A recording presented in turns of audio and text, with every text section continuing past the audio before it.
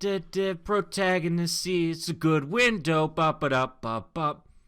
Was that a callback? That was a callback to the first episode before we had a really cheap opening. Yeah. One might say free. Free. Made by a friend. Let's not go that far. We don't want to make any bold statements. No hot takes on the protagonist seat. Yeah, no hot takes, even though that's all it is hot takes. Yeah, because we like a lot of shows that don't get a lot of press. Yeah, a lot of hot takes all the time. Approximately 365 days of hot takes. 365 days of hot takes, ranting about Interstellar, Nicolas Cage, The Matrix. Boo-boos on the inside, walrus men. It's crazy shit all the time here. Yeah, we talk about some bizarre-ass shit. But you know what? That's why we've garnered such an expansive and wide-reaching audience as we have. Yes, this is The Protagonist Seat. I am Alex. And I am Ian. And this is our 1-year retrospective 20 subscriber special. Yeah! 1 whole year. The big 2-0. The big 2-0. We made it, guys. We did it. You know, we can stop now. We peaked. We have peaked. We're only going to lose people from this point forward. Exactly. We have hit, our star has gotten so close to the sun that its wings will melt Icarus. We've burned too fast and we've burned too bright. Our candle has no ends anymore. This is... What other sayings can I butcher? Yeah, this is not our typical episode. This is our special where if you have been watching us, all 20 of you, this is the good, the bad, and the comfy. The comfy. Put on. Oh, God. Oh, no. Oh, no. Oh, no. Put on your comfiest poncho and have a trip. Take a trip. Do acid with us as we talk about anime we've watched. Because everyone knows this is the only podcast where we get high out of our minds and just go off. We truly believe that we're just talking to the laptop. That's what we've been doing every day. We meet our old friend Dell. It's an HP. Well, that doesn't sound like a name. Howard Price. We talk to our friend Howard Price. Disclaimer, we do not do drugs before this show besides a lot of caffeine. I don't, because it's too late. It's too late for me. I work early. Motherfucker, you drank an energy drink last week at like 9 at night. Yeah. No, that was 2 weeks ago. No, that was last week. I remember I'm like, why do you have like, I don't know, was it a NOS? Oh, it was a Bang. Yeah. Because I don't drink NOS. And I'm like, why do you have that? It's night. And you're like, well, I have work in the morning, so I might need it now. Yeah, and then I was awake, and then I went to work, and that was fun. That was something else. Yeah, I don't know why you would do that. I don't either, but I did. But anyway, we're here to talk about... my work. Yeah, we're talking about Ian's work, Ian's lifestyle, Ian's everything. Specifically my Sunday job. Welcome to the Protagonist Seat, the only podcast where we fully delve into Ian's life, every single detail. So this week... I didn't do anything except for some stuff that I'll reveal later. Oh, intrigue. Yeah.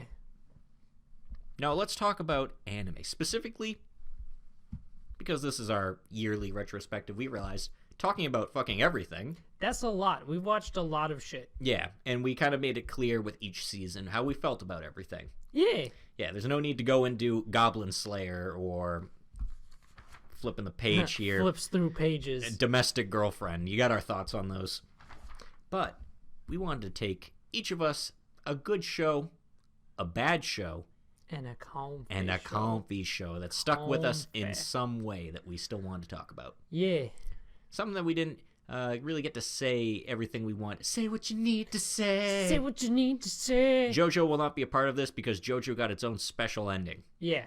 JoJo gets a special... anything that got its special thing does not count. Yeah. That's cheating. And we, at the Protagonist Seat, you know us. You know how we love our very specific Very diligent. flexible, very fluid rule system. Yes, we definitely stick to a rigid set of rules. Yes, a very fluid rule system that can easily bend to what we need it to be. Unerringly abide by our own self-standards. Yeah, which are low. Are very low. We have very low standards. Our standards are very, and they're gonna get real low next season. Yeah, look at, yeah. Yeah. You were already watching the list of all the stuff coming out, and it's gonna be a filler one. Yeah, it's not good when you look at the list and you're like, When you look at the list and we're like, well, if we need padding, this would be good padding, but we say that about basically everything. there's like 3 things that we don't say it about. Yeah. But let's talk about some stuff. Let's talk about the past. The good. The good. I'll even put a little title card up for just how good is. Title card. I'll put like a man's thumb up. The good. Man's thumb up. We're in a business suit too, so you know it's good. Like he just closed a successful deal. Yeah, get some of that tasty ass B-roll right there. Yeah, where it's like, hey, everything's going great with the Johnson report. I just closed $1 million sale. What do you sell? Saw panels. What? He's embarrassed? Solar panels. Have you seen Birdemic? Because you should have. I have not. It's very terrible. But anyway, let's talk about anime. The good. All right. I will start because the words came out of my mouth and we don't really edit like a whole ton of this. So you know what? Fuck it. We just edit out major mistakes. Yeah. Like whenever Ian just starts like breaking into like a Tourette's-esque curse rant. I can't help it. You know I love comfy shows. That's my trigger. But we're starting with the good. So what is your good show? What show from all the shows we watched in this past year sticks with you the most? Mine is the one that I have talked about pretty much nonstop since we watched it. Double Decker, Doug and Kirill. Every time I think of that, I still just, in my head, pops up Buntline Special. I know. The ED is so good. It's so good. And this was our first ever winner. Yeah. Congratulations, you have won. All right. Season 2. No, talking about Double Decker a little bit. I knew this show had to be something special because I think it's in the first episode. In order to distract a villain, Kirill, like Doug is stuck in a pipe. He gives the task to Kirill. You gotta distract. And the best thing about him being stuck in the pipe is that he's so chill about it. He's like, yeah, I'm kind of stuck right now, so this is kind of putting a damper on the whole thing, but I'll figure it out. Yeah, I'll figure it out. But if you could just like distract him, you know, you'll come up with something. You're smart. Kirill's plan: drop a smoke screen, go down naked. And pretend to be an alien or like the Terminator or something. Pretend to be the Terminator. He says he's a robot from the future who's come back to the past. And it's, you know, when you start an episode with such a direct reference to an 80s action movie that I love, that just gets me right in the heart. That just hits my feels in that special spot. That's probably why we liked Magical Girl Spec Ops so much. Yeah. 80s action movies are cool. I would say that is almost exclusively why we like that show so much. It wasn't for like the lesbian SM? Not that I'm willing to say in public. Not that I want on the internet. But yeah, Double Decker, yes. Doug and Kirill was, I don't know, every character in that show I liked. Yeah, everyone was great. I love Travis. Travis is amazing. He's the best boss. Dude commits a major ethical taboo just because he spilled coffee. On a robot.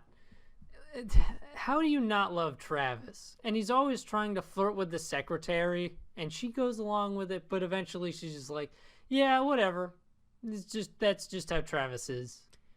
You got the boys and girls of the squad. You got Derek, who we thought was dead for the first half of the show. Because everyone talks about him like he's dead, but then, oh no, he just retired. He opens a bar. Yeah, and Kirill the whole time's like, oh, Doug's partner died. And then after he's like, oh yeah, that's Derek. No, Derek's fine. He just, he got hurt, so he took some time off and then retired. Yeah. Pretty normal stuff. Yeah, it's all just run of the mill. Kirill not understanding a fundamental thing that everyone else gets is the best running gag. And also not knowing that his sister was actually his brother.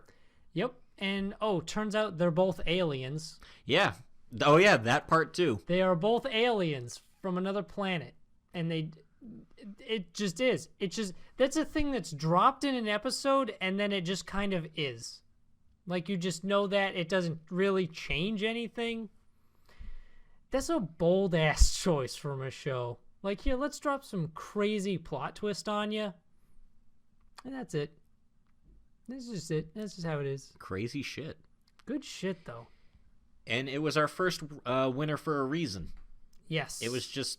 It was a solid package. The music was great. It had like a very jazzy vibe. I liked the world and the setting that it was in, where it almost feels like an industrial, like, revolution era almost. Yeah, I loved the art style. It was very good. Even though, like, none of them wear, like, all their police battle uniforms are just so, like, bright and vibrant and stand out.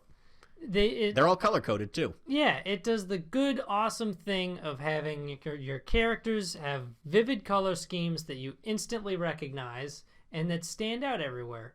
And you know what? Turns out having good art direction helps your show make good.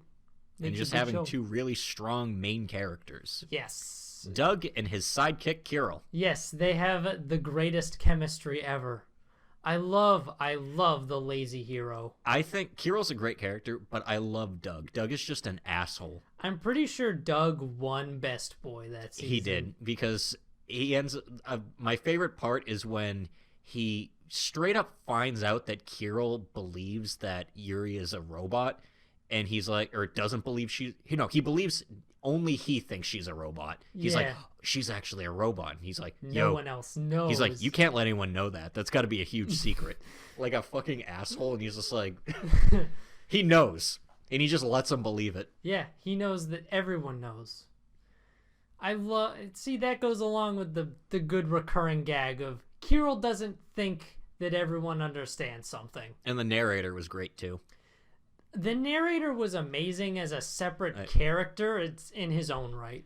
Oh yeah, there's a big story arc where involving Kirill and Derek meeting, but it's not that interesting, so we skipped it. Yeah, so we skipped that because we didn't think you'd want to see it. So now we just established they know each other. Okay. The show, it hits you, and if you haven't watched it, go watch it because it's good shit. Yeah, go watch. We've been saying it ever since it came out. Go watch Double Decker, Doug and Kirill. And if you know anyone who makes figurines, have them make me a figurine from the ED because I will buy it. He will. I will. That is a cool ass figurine. It's so good. I guess it's technically a statuette, maybe. I don't know. It's cool shit, and I want it. So someone needs to make it. I don't give a shit. No, I'm not in a rush. I still listen to that song sometimes. I like it. My show, where I will admit is not as good of a show as Double Decker, Doug and Kirill.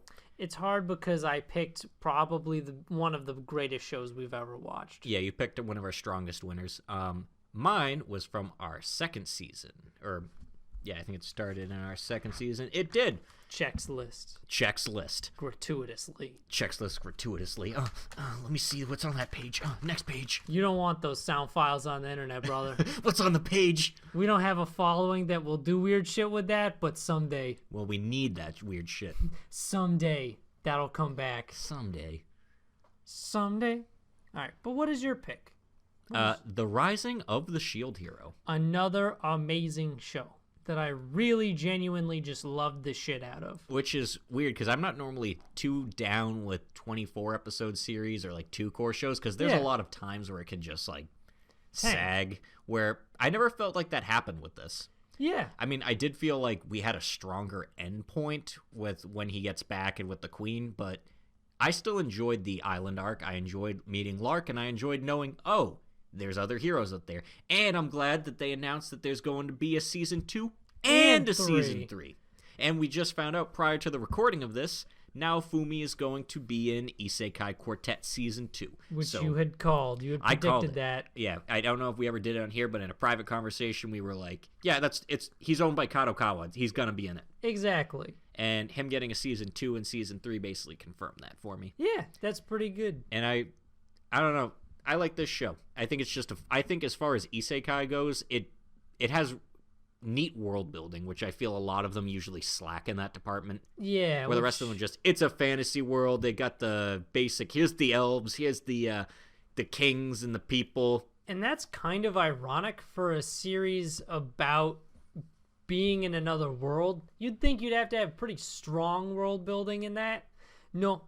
A lot of them are just kind of... It's more about, in the other ones, the wish fulfillment. Yeah. Whereas Naofumi, like, you could argue it, since he's still, like, cool. But at the same time... He doesn't wanna. Yeah, and at the same time, he isn't the one who does all the badass shit. He's a support. He buffs his companions to do it. Exactly. You have an isekai where instead of the main hero being super duper overpowered and just stomping everything... You've got a dude who has to buy a slave girl so he can make her kill monsters for him. Yeah, I mean, he is the most OP out of all the heroes, but that's because the others just suck super hard. Yeah, because they're fucking idiots. But the fucking idiot part, I think, is the beauty of Motoyasu. Yeah. Which is why he has his own spin-off manga.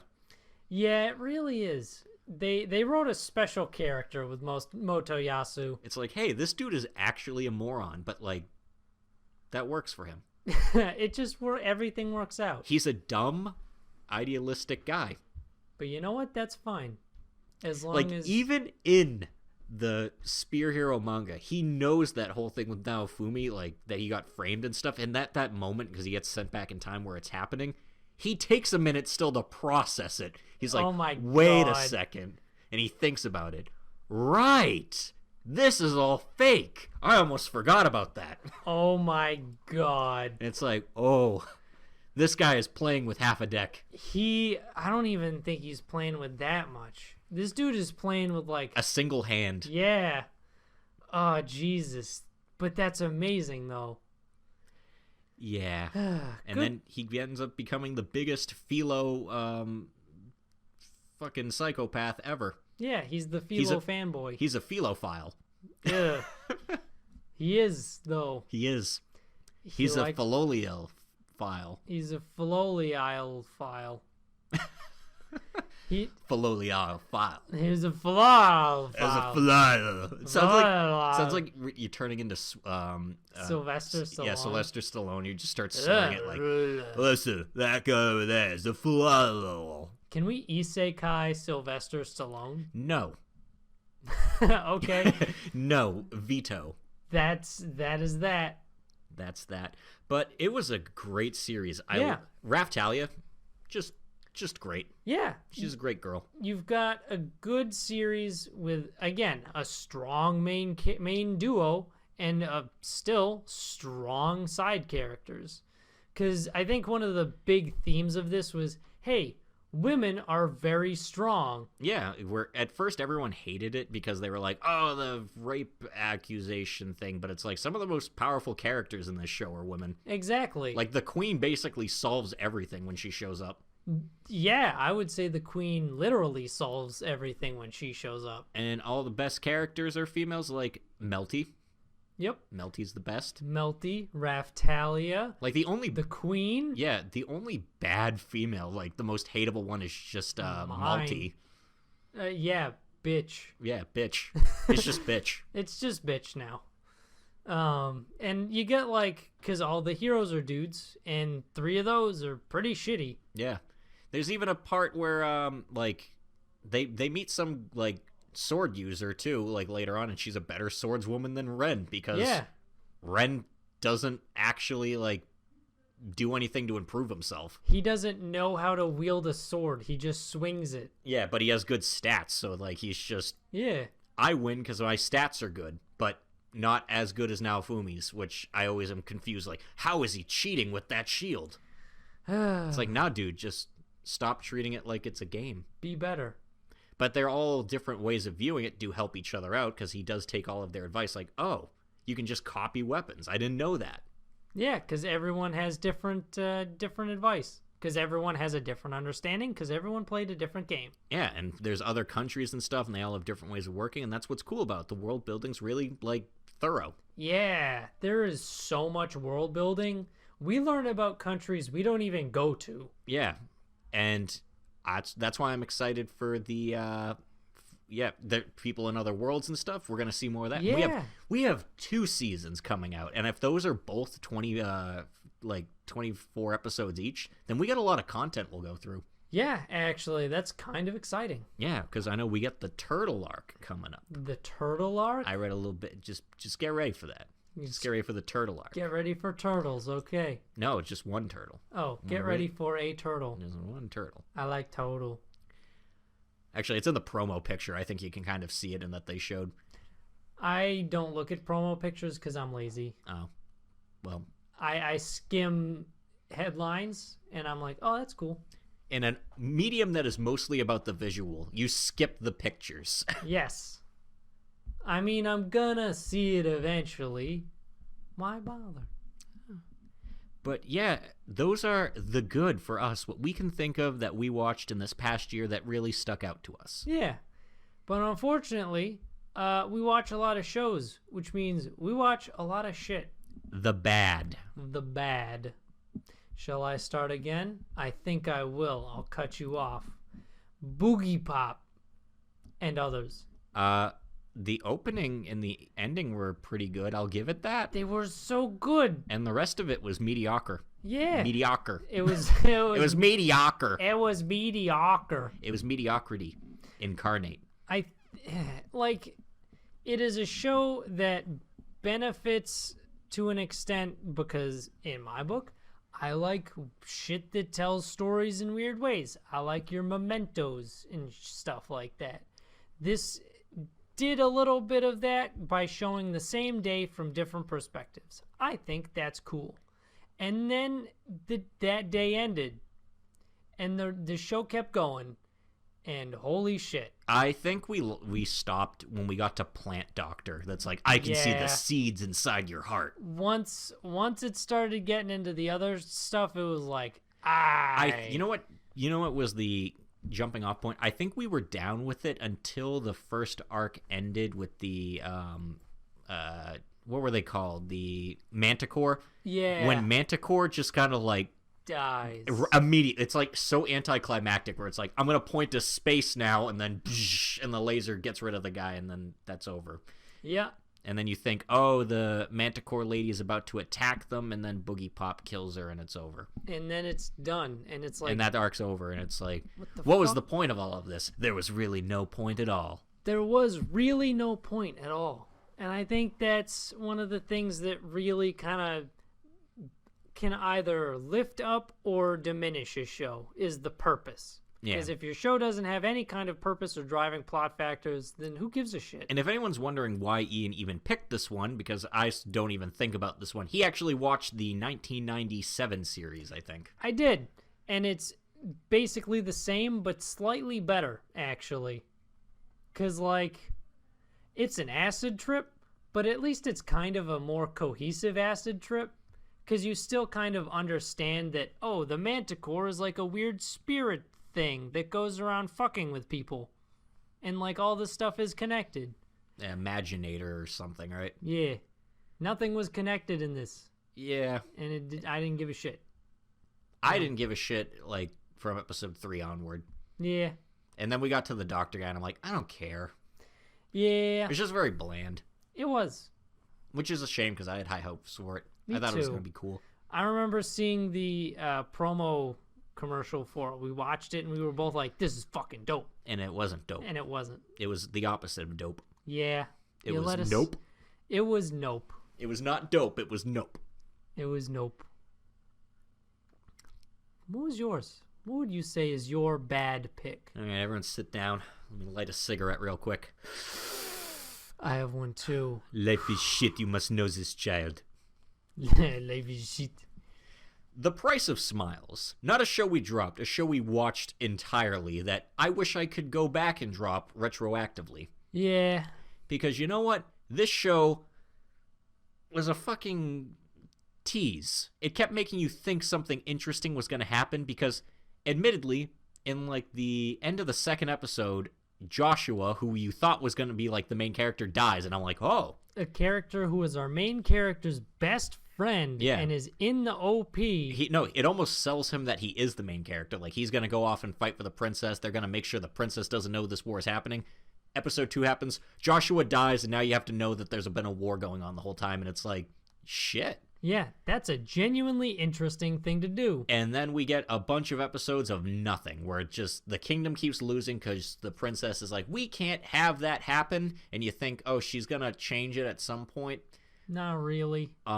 Nope. She just gets more and more people killed because she doesn't want to hurt anybody. And then we get the B plot, usually with Stella's group, which is the Empire. And yeah, they're more interesting. I'll give them that, but yeah, it's just fine. It's just like a lot of the B team was better, but it was just generic. Hey, we're the military guys. And let's do some military shit. We're in the robots. We're trying to show both sides like this is war as hell from both angles. But it doesn't. It fails at that. Also, it was the ugliest looking show we watched that season. Oh my god! Where at some point they just stopped drawing. Like, it just looked like they just kind of like smeared on like, this is what Princess Yuki looks like. They ran out of budget so fast in that show. Holy shit. And none of the mech fights even looked good. And they used the CG for those, and it was just like, eh. It wasn't interesting. It was you guys, you fucked up a mech fight. How do you do that? Well, pretty easy, actually. Yeah. There's a lot of shitty mech fights. That's true. But yeah, this entire show had you thinking, all right, this next episode, that's where shit's gonna go down. Remember when we thought at least Stella was even gonna shoot her mom? No, they didn't even do that. She just They gave us nothing. And then the finale where, okay, both of these groups are gonna combine. They save the world together. They press the button and everything's okay now because they turn off the MacGuffin. They turn off the energy MacGuffins. That I think was like, it had the worst name. Krars. Yeah, the Krars. They turn off the Krars. Worst name I've ever heard. And then everything's fine, and both sides agree to have peace because that's not how that works. People just get out of the things and start hitting each other with stones. Yeah. It wasn't even like they turn off the energy and now everyone's fucked because all of a sudden there's no electricity in the whole world. They just go back to old technology. Yeah, it's fine. Don't worry about it. It's just so shit. Like, guys... Like, the ending just sold me on the fact that I wasted my time. Yeah. They built up this thing where, Stella and Yuki are finally going to meet. They push a button together and it's over. Yeah. And then they still become friends after. Yeah, somehow. What a waste. What a waste. A big waste of time. The ball was dropped. The ball was dropped. And I wish I could have known if, like, I could see in advance, like, oh, hey, this is not going anywhere. But I kept holding out hope. And now I don't do that anymore. Price of smiles, you have destroyed my smile. Congratulations, Princess Yuki. You have taken away a man's hope. You took away my hopes, my smiles, my dreams. How dare you? You've crushed his spirit. My spirit. My spirit. It's broken, shattered, a million tiny pieces. A million tiny pieces. But then let's take those pieces and let's put those back together. Let's make a puzzle. Let's get our cozy blankets on, and let's make a puzzle. Let's get all comfy. We'll get a puzzle. We'll make some like cocoa. Make some cocoa. Put some little marshmallows in the cocoa. Dude, the tiniest marshmallows. Because what's the there's good things are good, bad things are bad, but nothing beats comfy things. Nothing beats comfy. It exists outside of good and bad. It's in its own realm. Comfy is a warm blanket in the night. It's not an objective truth. It is a feeling. Comfy is the space heater under the kotatsu. That's a table with a blanket and a space heater. You know what? This is a weeb podcast, so I'm just assuming, or at least hoping most of the people know. Or can at least Google kotatsu. Yeah, or at least has seen enough shows to be like, that thing they pull out in literally every modern setting. Yeah. It doesn't even need to be a modern setting anymore. Yep. Where it's like, hey, they pull out one in like, they start pulling them out in Isekai too, usually, where they can invent real world items. I remember in Konosuba, he invents the kotatsu. Yeah. And sells the design to a demon. Yeah, Man, I like Konosuba. I forget his name, the guy Yeah. in the mask. I love that dude. But anyway, that show Comfy. is not as comfy. It's more funny. Ian, tell us about the comfy. I need the comfy. I talked about the price of smiles again, and it ruined my smile, so make it comfy again. I'm too cozy. I think I might want to take a nap. JK, I'm going to talk about Bocchi instead. Bocchi. This is have not- how much we didn't forget about Bocchi that we're talking about Bocchi We're again. talking about Bocchi again. Because you know what? I connected on a very emotional and spiritual level to this socially anxious middle school girl. And we are he's specifically probably picking Bocchi because Machikado Mazuku is still fresh in our memories. Yeah, it feels kind of like cheating to take something from the last season. Yeah. So I'm taking something else that I loved. Bocchi. This show was funny as fuck. Like, the comedic timing was so good. It gave me one of my new favorites, Honsho Aru. Yeah, the unfortunate girl and her Aru beam. Gambare Beam. Gambare beam! Ninja beam! I think fondly back to those days when I could just sit down and watch Bocchi. Out of the season, flips through papers. Flips through papers gratuitously. Out of the season it aired to, I think that's not the right one. Yeah, we killed almost everything that season. Yeah, that was the season with the JoJo finale, the second half, Rising. We killed everything that season besides JoJo, Shield Hero, Bocchi, Kono Oto Tamare, and Rabi Hachi. I will say, for that season, we could have kept watching Demon Slayer because it did get better, but No, we didn't know that. I stuck my feet in the sand. I'm not moving. I'm doing that Captain America thing where it's like, plant yourself down like a tree, yada, yada, yada. I don't remember the rest of the speech. No, I don't think I will. No, I don't think I will. But let's talk about Bocchi again, because I like Bocchi a lot. Well, that's the thing about Bocchi. We always go off on the rants and tangents about other shit when we talk about Bocchi. That's true. Bocchi was so good. It just, for whatever reason, just letting our minds wander to whatever topics. I think some real A+ bits came out of Bocchi. It did. Oh, Bocchi. But it had a great supporting cast, which I think is important. Yeah, I think one of the things we discussed is that the cast, everybody in the cast feels like they're unique and important in some way. Yeah. Whereas, like, in Machikata Mazuku, Mikan was fine, but I don't really think back on her much. Yeah, she didn't really impact anything other than to have that kind of her bit. Whereas you take a character like Satoka and Aru, and they're both like comedic relief and side characters, but they each do a thing differently where they can almost work off each other fine without having to interact with Bocchi. I remember there was even one episode where they split off into little groups for a little bit, and sure enough, Satoka and Aru were over there doing weird shit. I think my favorite pair in that show to interact was always Aru and Nako. Yeah. Where her method of getting back at her would be to full missile headbutt her. Like, her entire body just thrusted at her. With all of the force her tiny middle school body could muster. Yeah, they were a good pair. But you know what? They were a good quad, I guess. Are they a quad? Well, they were almost a quint, but not the quintessential quintuplets. Yeah, they weren't the quintessential quintuplets. But the class rep didn't want to get in on that. She didn't. She missed out. She missed out on some good shit. She did miss out because she's like, I gotta be a loner. I can't have friends. I love how she set herself up as the rival because she was like, yeah, that's the equivalent of the rival in the show. The rival, it's like, oh, you think of someone that goes against this is someone who doesn't want to hang out with anybody. Yeah. That's the rival. She dug her heels in the sand and was like, I need to be strong by not having friends. And Bocchi's like, but my whole thing is to be friends with everybody. Yeah. And this person doesn't want to be friends, even though they are almost friends. They're basically friends. She let her borrow a DVD, but then forgot to give her the DVD. Yeah, and then she walked it back like, I meant to do that to show you how little I want to be your friend. That almost feels like a Shamiko thing. Yeah, it does. You haven't won this time. Comfy. Comfy.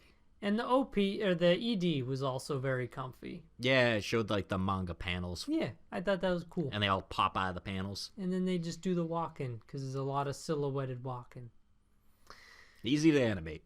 Yeah, I know, right? That's a lot of the times that's their thing with the EDs for most shows. It's like, I don't know, throw something together. Most people change the channel anyway. What's easy? No one watches these. I don't want to put effort into that. No one watches these but otaku. Exactly. And we get to analyze them, break them down, push his glasses up. And then fucking dorks like us break them down and talk about how we want the figures in them. Yeah. Because I do. You would pay big money. I would. Would you pay money for like a thing of all of them walking in their like little pencil drawings of like a poster of that? Of, like, you know what? Edie? I would probably also buy that. You know what? That's the one thing I do like about this medium, like anime or like otaku culture as a whole, where they sell the weirdest shit. Yeah. Like if you like a Western franchise, like, oh man, I'm a big fan of, I don't know, give me a Western cartoon that's popular. Please. You watch more shit than me from outside of one's particular country that is not ours. The only thing I can think of right now is Final Space. I don't even know what that is. It's very good. I would recommend checking it out. But yeah, it's like I don't know. It's like Avatar: The Last Airbender. Yeah. Imagine like over here, you really don't have much merchandise for that. I remember there was this fucking game. You know the Tales of series. Yeah. There's one that's like Tales of Legendia. Legendia. Yeah, weird word. Tales of Legendia. That it was the Black Sheep game. It's like most people are like on it. Right. They sell light switches of it. Like think about that. Like Yeah. they have the weirdest product. Like sometimes if I see a character I really like, I'll like look at the figure of them. Like I like Nendo figures. I wouldn't buy it because I don't have the space for it, but I just like to see and imagine a scenario where if I did buy it. One day we might have the space for shit like that. Yeah, where if we want to like, and do this more with like an actual like with a visual format. Yeah. But imagine just like you go on there and it's just like, oh, let's see, a show I like, Machikado Mazoku, a Shamiko lampshade. I don't know why this would be an extra thing, or like the keychains and stuff I get, but when you get weird shit like that, it's like, why? You know what? Whatever sells. Yeah, they just slap it on anything. Slap it on literally anything. Literally anything. I'm not joking when I say that. I know. I believe you. You can take anything. Nicolas Cage will take anything. Nicolas Cage will take any job. But what's your comfy show? So, move on. I'm going to roll back the clock to the beginning, where at the time I feel like we didn't appreciate this show as much as we would have now. Because when we started, we were a bunch of yucks just sitting there going like, oh man, we want some great action and all that. But, which we've appreciated more over time, it's aged like fine wine. Exactly. Miss Vampire Who Lives in My Neighborhood. The Adventures of Sophie Twilight. Yeah, I miss Sophie-chan and Akari. I do miss creepy Akari. Yeah, and then Ellie and I forget the friend's name. Me too, but I don't really miss Ellie all that much. Yeah, she was fine. We didn't like her at first, but then she grew on us. Yeah. But yeah, Sophie, best character. Sophie was great. The best thing about this show is the house. The house is the comfiest part. Like, she's just got a mansion all to herself. And you can just do whatever, and it has nice warm lighting. And she made sleeping in a coffin look really comfy. Yeah, it is when you put a whole bunch of freaking body pillows in there. Yeah. I like when they open that up and they're just like, oh. Oh, okay. Because you have this old vampire who's been around for 300 plus years, and then you make her an otaku, and then you just kind of let that hang and let that ride. You get some good content out of that. And there's like an Amazon you can just order blood off of. Yeah, because fuck it, why not? Yeah, because, blood is this thing that's really difficult to get, that they need to do drives for it, Yeah. because there's never enough blood. But you can just order it. I mean, that's why. They sell too much of it, and then they're like, shit, we don't have any left for the hospital people. Quick, make some blood drives. And then they drive the blood over to the hospitals. I like how Bess, she thought Ellie was dead for the longest time, but she just went to sleep for a long while. Yeah. I mean, you can't blame her.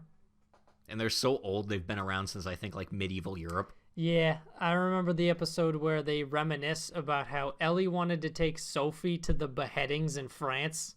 Yeah. Yeah, the French Revolution. Yeah. And yeah, it was just a lot of comfy shit. Like, it's like, hey, let's have Sophie go to school this one day, and she needs to like wear a bunch of cloaks and stuff because she can't let the sun touch her. And it's not like it burns; she just starts sparkling and like fading away. Yeah. Or that one episode where she gets stuck outside and has to like stay in the shadow of a tree. I think this show definitely went underappreciated. I like how we did all the holiday episodes within like 2 episodes. Yeah, of course. It's like, all right, we got the Christmas and Halloween and New Year's all packed in one. Yeah, fuck it. We're just doing those right now. We forgot we needed more of those. We'll just dump them. It's because it's one of those 4 like coma mangas where it's just 4 panels and it tells a story, so they kind of got to stretch those out. You throw like a couple of them in an episode. Yeah. And I really like the one where they're like all cooking. The cooking is so good. Because Ellie fucking ruins it by like almost trying to put blood in it. She tries to I love how she bathes in the blood. Yeah, because they're doing like an Elizabeth Bathory reference. Yeah. Bathory? Bathory bathes in blood. It was foreshadowed. Even though her name is technically Botary. That is technically how it's pronounced. Botary. Botary. It's because she's fucking Eastern European. Those people have the weirdest names. Yeah, she's Hungarian. What even is a Hungarian name? And you can't say Elizabeth Botary. You have to pick another one. Shit. I'm stumped. I got him. I outplayed him. This is where I make my final move. I'll have to use my other strategy to come back from this. This bit is over. Shit, he's got me with his ultimate strategy. I can't bring the bit back after he calls it over. He already called it over. Bringing it back would be a faux pas in the podcasting community. I'm gonna have to just sit here and stew while we talk about it. Damn. Yeah, so, what else did you want to say about the show? I really like the episode where the vampire hunter shows up. Right, yeah. That one's pretty good. That was like, I think, like the last episode, too. It was. I was sad. I think that was one of the first shows that I was actually sad to see go. You know why it was sad that it went? Actually, you know why we learned to appreciate this show? At first, we were just like, it's just a weird, like a break show in the middle of the week. We picked it as filler. We didn't have one of those for the second season, and we missed it because we were like, hey, we don't have a comfy show. The closest was probably Quintuplets. Yeah. But that's like a harem drama, but like, yeah, Domestic Girlfriend, not comfy. That's not comfy. Girly Air Force, it turned into the Langoliers, so it wasn't comfy. The Langoliers is not a comfortable movie. Guys, if you want a comfy movie, don't watch Stephen King's The Langoliers. Yeah. Maybe not even read the book, because I just don't feel like The Langoliers has a strong plot. No. But you know what? That's fine. He wrote a lot of other good books. He has a lot of books. Yeah, he wrote a lot of books. So, like, you know, if for one bad one, there's like 5 good ones. I want to read The Institute. That's one he just put out recently. Hey, guys, I just dated this. So, congratulations. You dated Stephen King. I dated Stephen King. And Joe Hill. And Stephen King's dog, Molly, a.k.a. the Thing of Evil. That's actually what he calls his dog. I know. You told me many times. You've told me many times before. Because I think it's funny. It's a corgi. Guys, we need more anime corgis. So if you could just get on your phone boxes. It's all Shiba Inus because that's the dog they have over there. Type in Crunchyroll on your phone box and then hit the little green phone and give them a call. Or you can call Funimation and be like, yeah, we hear you, but what if we dub it first? Can we dub the dogs first? Tell them no. Don't let them be like, guys, that. don't bother worry about the dub. It's kind of a waste of time. It is kind of a waste of time. It is kind of a waste of time. It's kind of a waste of time. It's kind of a waste of time. So much stuff from last season is getting dubbed. Where it's like, I already watched it. They're dubbing to the abandoned sacred beasts. Why? I don't know. Because here's the thing. At least if, like, you simul-dub it, I can get, because then, like... First of all, I find it weird when people are like, I only watch dubs, and it's like, but why do you have a fucking anime, like, streaming service account if you only watch dubs? Because that means you probably don't like anime that much to keep up with current stuff. Exactly. Or it's like, oh man, I can't watch it because it's not dubbed. Exactly. But why would you dubbed...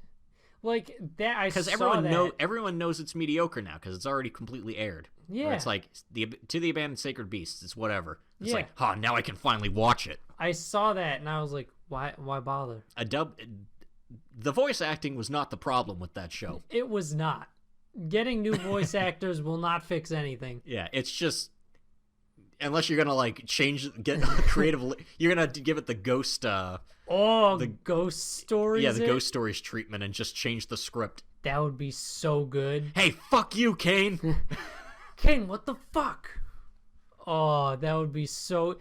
Dude, you could have so much fun if you just went ghost stories with it and you did Kane Madhouse as the super cartoony villain. I mean, honestly, at that point, that's just... Ghost Stories was just an abridged series. It is. Guys, can we get more official abridged series? Yeah, we need to do that. They don't even really... Like, because no one really works on a bridge series anymore as far as just because, you don't make anything off of it. Exactly. And it's a lot of work. It's like being like, hey... Because most people who do, like, YouTube voices now actually try to be real voice actors. So it's like, hey, do you want to do this unpaid project that you have to devote a bunch of time to? No, I'm good. Have a good one. That also might get pulled just for being what it is, since it's breaching copyright in some way. Yeah. So, yeah. Yeah. But you know who's not breaching copyright yet? Us. Us. Yet. Get ready. At some point. Get ready. That'll be a thing. That would be nice when that's a thing, though, because that means we're doing bigger stuff, meaning we're stealing more. That means we'll be stealing more content. We're stealing things. We're stealing things. Guys, we're stealing them. We're really stealing them. Look at us. We're stealing. If any of our conversations about any of these shows has piqued any interest in you, feel free to go back through our back catalog. All of our episodes and seasons are very well sorted and organized and titled. Yeah, so you can go back. Let's say, hey, I don't know what this double-decker thing is, but I'm just gonna start watching it, and then I'll go along with the episode. So you watch an episode double-decker, and then you watch an episode of the Protagonist seat. When we had worse audio because we didn't use compression at the time. Yeah. So good luck. That's going to be most of these. You know what? In fact, last season and then go forward from there. But still watch Double Decker. Yeah, still watch Double Decker, though. But if you'd like to keep up with us, you can subscribe to our YouTube channel. Yeah. Ring that bell. Ring that bell. Smash that like. Smash that like. Beat the shit out of that subscribe button. Kick the ever-living fuck out of the subscribe button. Choke it. Choke it harder. It likes that. Also, we're on Twitter at Protagonist Seat. And hey, we're also on Facebook at Protagonist Seat. And is that official? Are we up and running on all that other shit? Yes, we are going to be uploaded to actual streaming, like podcast streaming services next season. No, yeah, it's good shit. We'll be on Apple Podcasts, whatever the fuck that's called. We'll be on Google fucking whatever podcasts. We'll be on Spotify if you even want that. And so we're gonna be doing a My Hero Academia show, just an extra one on the side. So if you like that show, because who doesn't? Yeah, check that out. And we're gonna have a special guest. Yeah, time for two. Trust me, he's special. Yeah, he is special. He's a pretty special He's guy. a special boy. He's a little special boy. Get ready to just hear some weird shit. We should open with that, but not explain it, and just be like, "Here's our little special boy." We treat him like he's like, like he's a 5-year-old. Yeah. It's like, why are you doing that, guys? What is this a bit? Oh, he doesn't know how the podcast works. He doesn't know. He's gonna learn though. He's gonna learn today. He's gonna learn today. Also, Special shout out to my good buddy Scarmaster Flex. He's a streamer and he's in Canada. And if he doesn't get to this part of the episode, I'm going to elbow drop him into the next dimension. Is he going to shout us out? He better. Has he ever shouted us out? No. Well, this is a good time to shout us out. To be fair, he didn't know we did this until like 3 days ago. Oh, okay, I guess that's fair. Yeah. But you better watch this, Scar. And if I don't see a 21st subscriber, Scar Master Flex, Scar Master Flex. More free advertising. I know, right? We're pimping a dude who doesn't even know we exist. We are yet. pimping him to a very, very small viewer base. Yeah. It's like we are essentially walking into a room and just being like, Scar Master Flex. and then walking leaving. out. And no context to anyone, just, that was weird. That was weird. Who was that guy? I guess his name was Scarmaster Flex. Was that his name?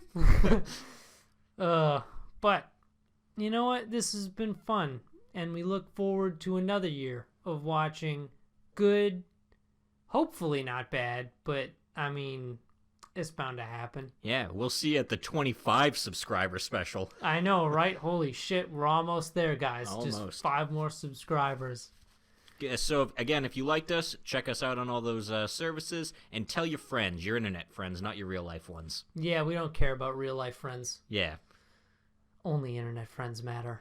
It's all about the net here. It's all about the net. It's all about the net. Anyway, see you next time. Goodbye.